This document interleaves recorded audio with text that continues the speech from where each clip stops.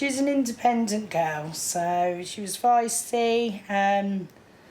You know, she's just a lovely girl. What Sharon didn't know is that away from home, behind closed doors, her daughter Chloe was morphing into a different person. Not by choice, but under the watchful and abusive eye of her former partner. He was alienating her from friends, you know, he was always kicking off. She was turning up at people's houses with black eyes, making excuses for it, marks round her neck and everything else. Unbeknownst to her mother, Chloe reported the abuse to police. But 2 weeks later, she took her own life. After her death, her evidence was used to charge Mark Masterton. He'd been manipulating her, assaulting her, and encouraging her to self-harm. She said on a few occasions of him attacking her, his eyes went from blue to black and it terrified her. The video statement I've watched, he was telling her to take her life. He was giving her knives up against her throat and then saying, "You do it." Masterton admitted coercive and controlling behaviour and was jailed, but only for 41 months. I was gutted because we needed to get over 4 years for him to go on this dangerous persons list, so he could be monitored as high risk. No amount of years is going to bring her back or make up for what he's done, but he needed to get more than that.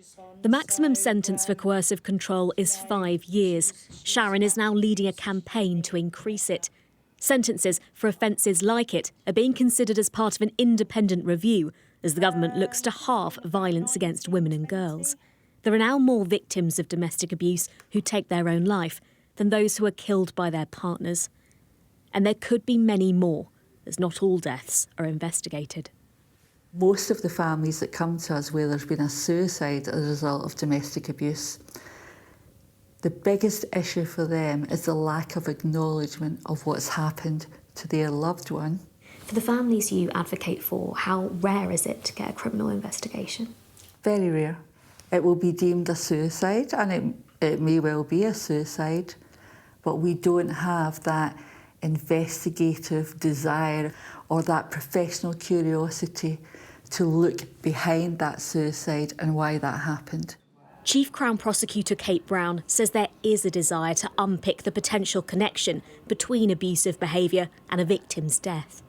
As the understanding in the sector grows, I think there's more insight and knowledge and determination and awareness that there is likely to be a link to be found, or at least to be investigated. And that's something that hasn't always been there, that's something you're working on with police? Yes, and we are sharing our expertise that we're learning from these cases, not only within our group of prosecutors who are looking at these cases, but also with the police nationally.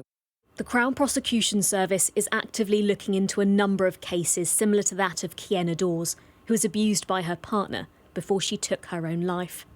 There are many families like Chloe's who believe the same happened to their loved ones, but justice for them either falls short or lies beyond reach. Ashna Harinag, Sky News.